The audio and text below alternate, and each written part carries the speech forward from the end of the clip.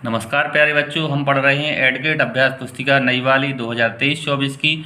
और आज हम पढ़ेंगे गणित विषय में अध्याय 3 चतुर्भुजों को समझना। इस पाठ को हम पढ़ेंगे, महत्वपूर्ण चीज़ें पढ़ेंगे और प्रश्नोत्तरों को भी हल करेंगे। सबसे पहले लिखा है समलंब चतुर्भुज। समलंब चतुर्भुज का यहाँ चित्र दिया है। समलंब चतुर्भुज ऐसा चतुर्भुज है जिसमें भुजाओं का एक युग्म समांतर होता है। ठीक है, चित्र देख लें। दूसरा है पतंग। पतंग एक विशिष्ट प्रकार का चतुर्भुज है जिसमें अलग अलग आसन्न भुजाओं के दो युग्म होते हैं। इसके विकर्ण एक दूसरे पर लंब होते हैं और एक दूसरे को समद्विभाजित करते हैं। आगे है समांतर चतुर्भुज। समांतर चतुर्भुज एक ऐसा चतुर्भुज है जिसकी सम्मुख भुजाएं समांतर होती हैं, सम्मुख कोण बराबर होते हैं और विकर्ण एक दूसरे को समद्विभाजित करते हैं। आगे है समचतुर्भुज। समचतुर्भुज एक चतुर्भुज है जिसकी सभी भुजाएं बराबर लंबाई की होती हैं। समचतुर्भुज में एक समांतर चतुर्भुज और पतंग के सभी गुण विद्यमान हैं। समचतुर्भुज के विकर्ण परस्पर लंब होते हैं। आगे बढ़ते हैं। आगे है आयत। आयत वह समांतर चतुर्भुज है जिसका प्रत्येक कोण 90 अंश का होता है। फिर है वर्ग। वर्ग वह समांतर चतुर्भुज है जिसकी सभी भुजाएं बराबर होती हैं और प्रत्येक कोण 90 अंश का होता है। आगे है चतुर्भुजों के कोण योग गुणधर्म। तो यहाँ चतुर्भुज के कोणों के योग गुणधर्म दिए हैं। तो एक चतुर्भुज के सभी अंतः कोणों का योग 360 डिग्री होता है। तो यह ध्यान रखना है कि चतुर्भुज के चारों कोणों का योग कितना होता है, 360 डिग्री होता है। बहुभुज के बाह्य कोणों के मापों का योग, तो बहुभुज के जो बाह्य कोण होते हैं, किसी बहुभुज के बाह्य कोणों का योग भी कितना होता है, 360 डिग्री होता है। प्रश्न पहला है, यदि किसी चतुर्भुज के विकर्ण परस्पर समकोणों पर समद्विभाजित करें तो वह होगा। तो इसका उत्तर होगा बच्चों, ए ऑप्शन भी हो सकता है समचतुर्भुज और डी ऑप्शन भी हो सकता है इसका पतंग, क्योंकि पतंग और समचतुर्भुज के जो विकर्ण है परस्पर 90 अंश पर समद्विभाजित करते हैं। तो हमने यहाँ लिख दिया है समचतुर्भुज, ए नंबर का विकल्प सही होगा। दूसरा प्रश्न है, किसी चतुर्भुज के चारों अंतः कोणों का योग होता है। चतुर्भुज के चारों अंतः कोणों का योग होता है 360 डिग्री। आगे है एक अष्टभुज की भुजाएं होती हैं। अष्टभुज, चूंकि नाम ही में लिखा है अष्टभुज, तो अष्टभुज की भुजाएं होंगी कितनी, 8। तो यहाँ पहला ऑप्शन सही है, 8। अगला है षटभुज के प्रत्येक अंतः कोणों का योग होगा। तो यहाँ षटभुज के प्रत्येक अंतः कोणों का योग होगा हमारा 720 डिग्री। यहाँ ऑप्शन में 270 गलत दिया था, इसका आंसर आएगा 720 डिग्री। क्योंकि चतुर्भुज के चारों कोणों का योग 360 है, तो षटभुज यानी 6 भुजाओं वाले अंतः कोणों का योग कितना होगा, 720। आगे है किसी बहुभुज के बाह्य कोणों का योग कितना होता है। तो अभी हमने पढ़ा था पीछे कि बहुभुज के बाह्य कोणों का योग हमारा 360 डिग्री होता है। डी ऑप्शन यहाँ हमारा सही है। आगे अगला प्रश्न है, अब प्रश्नों को हमें हल करना है। प्रश्न है, एक समबाहुभुज की भुजाओं की संख्या ज्ञात कीजिए जिसके। अगला प्रश्न है छठवां, एक समबाहुभुज की भुजाओं की संख्या ज्ञात कीजिए जिसके प्रत्येक बाह्य कोण का माप 60 अंश है। तो यहाँ हम पहले लिखेंगे भुजाओं की संख्या बराबर बहुभुज के बाह्य कोणों का योग बटे प्रत्येक बाह्य कोण की माप। तो यहाँ बहुभुज के बाह्य कोणों का योग हमने ऊपर विकल्प में भी पढ़ा था कि बहुभुज के बाह्य कोणों का योग कितना होता है, 360 डिग्री। और एक कोण का मान कितना दिया है प्रश्न में, 60 डिग्री। तो हमने यहाँ लिखा 360 बटे 60। शून्य से शून्य कैंसिल कर लेंगे और 6 से 36 को काटेंगे 6 बार, तो हमें भुजाओं की संख्या प्राप्त हो जाएगी, 6 भुजाएं होंगी उस समबाहुभुज में। सातवां प्रश्न है, दी गई आकृति में कोण x का माप ज्ञात कीजिए। बाह्य कोण दिए हैं और बाहर का x का इस कोण का हमें मान ज्ञात करना है। ठीक है बच्चों, तो यहाँ एक कोण दिया है 90 का, फिर 60, फिर 110 और फिर एक हमें x ज्ञात करना है। तो x प्लस 90 प्लस 60 प्लस 110 बराबर 360, क्योंकि बाहरी कोणों का योग कितना होता है, 360 डिग्री होता है। तो इनको हम जोड़ेंगे तीनों को, तो x प्लस 260, 90, 60 और 110 को जब हमने जोड़ा तो हो गया 260। अब ये 260 जो है वो पक्षांतर कर देंगे क्योंकि बराबर में 360 है, तो 360 में से 260 घटाएंगे तो x का मान आ जाएगा 100, यानी x बराबर 100। तो इसका x का मान हो जाएगा 100। आगे है 8वां प्रश्न। एक बहुभुज का प्रत्येक कोण 108 अंश का है, इसकी भुजाओं की संख्या ज्ञात कीजिए। यहाँ मिस प्रिंट हो गया है, 180 लिखा है, 108 होना चाहिए था, तो हमारे प्रश्न का आंसर आ जाएगा। तो भुजाओं की संख्या बराबर 360 बटे 180 माइनस अंतःकोण की माप। तो यहाँ पे आप जो देखेंगे 360 बटे 180 माइनस 108, तो यहाँ 360 180 में से 108 घटाएंगे तो आएगा 72, 72 से 360 काटेंगे तो आएगा 5। कितना आएगा? 5, जो कि हमारे इस प्रश्न का आंसर होगा। आगे है,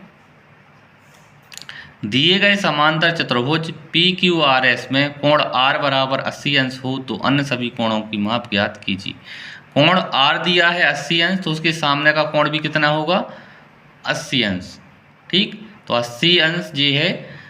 इस तरह से हम देखते हैं, कोण R बराबर कोण P सम्मुख कोण है, 80 बराबर 80, R प्लस Q बराबर 180 अंश, क्योंकि आसन्न कोण है, दोनों एक ही भुजाओं पर हैं, तो 80 और यहाँ हम बना लेंगे कितना? R धन Q बराबर 180, पक्षांतर कर देंगे, R का मान दिया है 80, Q का मान हमें निकालना है, तो 80 इस साइड जाएगा तो माइनस का हो जाएगा, तो Q बराबर 180 माइनस 80, तो कोण Q बराबर आ जाएगा 100। ठीक है, इस तरह से हमारे प्रश्न का आंसर होगा सम्मुख कोण, चूँकि बराबर हैं आमने सामने के, तो कोण Q और कोण S का मान होगा 100 डिग्री। सम्मुख कोण बराबर होते हैं समांतर चतुर्भुज। ठीक है, सम्मुख कोण जैसे ये 100 डिग्री का तो ये भी 100 डिग्री का, ये R जो है 80 का तो P भी 80 का होगा। इस तरह से सम्मुख कोण आमने सामने के बराबर होते हैं। आगे बढ़ते हैं, किसी समबहुभुज के बहिष्ठ कोण का अंतः कोण से अनुपात 1:4 है, इस बहुभुज की भुजाओं की संख्या ज्ञात कीजिए। माना अंतः कोण x है, तब बहिष्ठ कोण होगा x/4। हम जानते हैं कि देखते हैं, माना अंतः कोण x तब बहिष्ठ कोण x/4। हम जानते हैं कि x/1 धन x/4 बराबर होता है 180 अंश। ठीक है, तो अब इनका हम लघुत्तम लेंगे, जोड़ करेंगे तो 4x धन x/4, लघुत्तम लिए 4, 4 का गुणा x में किया 4x और x पहले ही से था, 4x धन x/4 बराबर 180 अंश। 4 का 180 में गुणा किया तो 720 हो जाएगा। कितना हो जाएगा? 720। अब 4x में एक x जोड़ दिया तो 5x बराबर 720। अब 5 यहाँ गुणा में भाग में जाएगा तो 720 में भाग करेंगे 5 से तो आएगा 144। x बराबर आ जाएगा अपना 100, तो हमारा आ गया x बराबर 144, यानी हमने जो माना था कोण अंतः कोण का मान आ गया 144। अब निकालते हैं हम बहिष्ठ कोण, तो बहिष्ठ कोण बराबर 144/4। ठीक, 144/4, 4 से हम 144 को डिवाइड करेंगे आएगा 36। तो जो हमारा बहिष्ठ कोण है, एक बहिष्ठ कोण का मान आ गया 36। अब हम भुजाओं की संख्या का फॉर्मूला लगाएंगे, तो बहुभुज की भुजाएं बराबर सभी बहिष्ठ कोणों का योग बटे एक बहिष्ठ कोण का मान, तो 360/36, 36 से 360 को काटेंगे 10 बार, तो जो हमारा 10 है वो आंसर आ गया। यानी जो पूछा था इस बहुभुज की भुजाओं की संख्या कितनी होगी? 10 होगी। 11वां प्रश्न है बच्चों, दिए गए समांतर चतुर्भुज में x और y का मान ज्ञात कीजिए। यहाँ थोड़ा सवाल आ गया है, हम फिर से पढ़ देते हैं। दिए गए समांतर चतुर्भुज में x और y का मान ज्ञात कीजिए।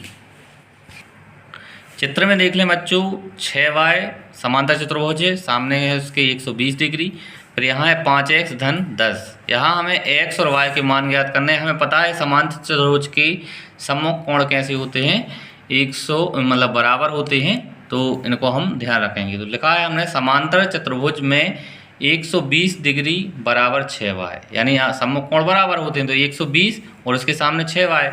अब हम y यहीं रहेगा, 6 का कर लेंगे पक्षांतर, तो जी 6 जो है वो 120 के बटे में आ जाएगा, तो y बराबर 120/6 बराबर 20, यानी y का मान कितना आ गया? 20 डिग्री। अब 6y धन 5x धन 10 बराबर 180, आसन्न कोण है चूँकि जी। ठीक है, तो आसन्न कोणों का योग कितना होता है? 180 अंश होता है, तो 6y धन 5x धन 10, ठीक, बराबर 180। y का मान हमने यहाँ रख दिया 20, 6 गुणित 20 धन 5x धन 10 बराबर 180। गुणा करेंगे 6 का 20 में करेंगे तो हो जाएगा कितना, 6 दूनी 12, 120, और ये 10 और जोड़ लेंगे तो हो जाएगा कितना, 130, ठीक है। 6 दूनी 12, 120 में हमने 10 जोड़ा तो 130। अब ये 130 इस साइड से उस साइड जाएंगे पक्षांतर में, तो ये 180 में से 130 हमने माइनस के कर ली, 5x पहले ही से हैं। 180 में से 130 को घटाएंगे तो आएगा 50। अब 5 यहाँ गुणा में है, इस साइड जाएंगे तो हो जाएंगे भाग में, तो x बराबर 50/5, और काटेंगे तो x का मान आ जाएगा 10, ठीक है। तो x का मान आ गया 10 और y का मान कितना था, 20, और यही हमें प्रश्न में निकालना था कि समांतर चतुर्भुज में x और y के मान निकालिए। तो x का मान है 10 और y का मान कितना आ गया था, 20 डिग्री। आगे बढ़ते हैं, अगला प्रश्न है, नीचे दिए गए समलंब PQRS में x का मान ज्ञात कीजिए। इसमें भी हमें x का मान ज्ञात करना है। यह समलंब चतुर्भुज है, यहाँ x - 20 लिखा है, यहाँ x धन 40 लिखा है, तो हमें x का मान निकालना है। लिखा हमने सबसे पहले कोण P धन कोण Q बराबर 180 अंश। जी कोण P और कोण Q का जो मान होगा वो कितना होगा, 180 डिग्री होगा। P का हमने लिखा x - 20 धन x धन 40 बराबर 180। 40 में से यह पहले हम 20 माइनस कर लेंगे तो बच जाएगा 20, और x को जोड़ लेंगे तो 2x धन 20 बराबर 180। 20 यहाँ प्लस में है, इस साइड जाएंगे तो पक्षांतर में हो जाएंगी, तो 2x बराबर 180 में से हमने 20 घटा दिया तो 2x बराबर 160। अब 2 यहाँ गुणा में है तो हमने भाग में कर दिए, तो 160/2, 2 से हम 160 को काट देंगे, 2 8 16 और पीछे 1 0, तो x का मान आ जाएगा 80 डिग्री, यानी x का हमारा मान कितना आ गया, 80 डिग्री। इस प्रश्न का जो हमारे उत्तर है। आगे है, एक सम अष्टभुज के प्रत्येक कोण की माप ज्ञात कीजिए। एक हमारा सम अष्टभुज है 8 भुजाओं वाला, उसके हमें प्रत्येक कोण की माप निकाल लिए। तो हम जानते हैं कि सम अष्टभुज में बहिष्ठ कोणों का योग कितना होगा, 360। तब प्रत्येक कोण की माप कितनी होगी, 360/8। 8 से हम इसको काटेंगे तो 45 बार कट जाएगा, तो प्रत्येक कोण की माप आ जाएगी 45 डिग्री। इस तरह से हमारा यह प्रश्न का आंसर भी पूरा हुआ। आगे बढ़ते हैं, दिए गए आयत PAIR में कोण ARI, कोण RPI और कोण PIA ज्ञात कीजिए। ठीक है, तो देखते हैं हम कोण ARI। देखो बच्चों, यहाँ पे यह जो आयत है, आयत के हमें पता है कि प्रत्येक कोण कितने अंश का होता है, 90 अंश का होता है। यहाँ ये 35 अंश का है, तो 90 में से 35 घटाएंगे तो यहाँ 55 आ जाएगा। और यहाँ चूंकि जी एकांतर कोण भी लग रहा है, तो 55 अगर ये इस साइड का है तो इस साइड का भी 55 होगा, और जी 35 का है तो जी इस साइड का भी 35 का हुआ। पहले आप चित्र के माध्यम से समझ लें, फिर हम यहाँ रिटर्न में समझा देंगे आपको। आप चित्र में देखें कि हमें आयत के प्रत्येक कोण कितने अंश के होते हैं, 90 अंश के होते हैं। यहाँ एक 35 का दिया है, तो उस साइड वाला कैसे निकालेंगे, तो हम 90 में से 35 को हटा देंगे तो बच जाएगा 55। अब एकांतर कोण देख लें, 35 अगर इस साइड का है तो ऊपर का ये वाला कोण कितने का, आर कोण कितने का होगा, 35 का होगा। ठीक, और अगर ये वाला 55 का है तो उसके नीचे वाला भी कैसा होगा, 55 का होगा। देखते हैं हम जानते हैं कि कोण RAI धन कोण RAP बराबर 90 है। तो ए कोण का मान दिया है 35 धन कोण RAP बराबर 90, पक्षांतर कर देंगे तो कोण RAP बराबर 55 अंश, एकांतर कोण है जो कि। आगे देखें, कोण ARI बराबर कोण ARI देखें आप, ये है ARI, जे वाला, ठीक, जे वाला कोण बराबर कोण RAP जे वाला कोण, ठीक, एकांतर है। अब एकांतर के इस नियम से क्या होगा कि त्रिभुज RPI सर्वांग सम होगा त्रिभुज के इसकी IAR के। ठीक, RPI कौन सा, RPI जे वाला, सर्वांग सम किसके होगा, IAR के। देखें, इसलिए कोण RPI बराबर कोण AIR बराबर 35 अंश। ठीक, आगे बढ़ते हैं, चूँकि कोण PIA बराबर कोण RPI बराबर 35 अंश। इस तरह से हमारा जी कोण निकल आएंगे, कौन से, 35 अंश। ठीक है, आगे बढ़ते हैं, एक चतुर्भुज के तीन कोण बराबर हैं। ठीक, एक चतुर्भुज के 3 कोण कैसे हैं, बराबर हैं।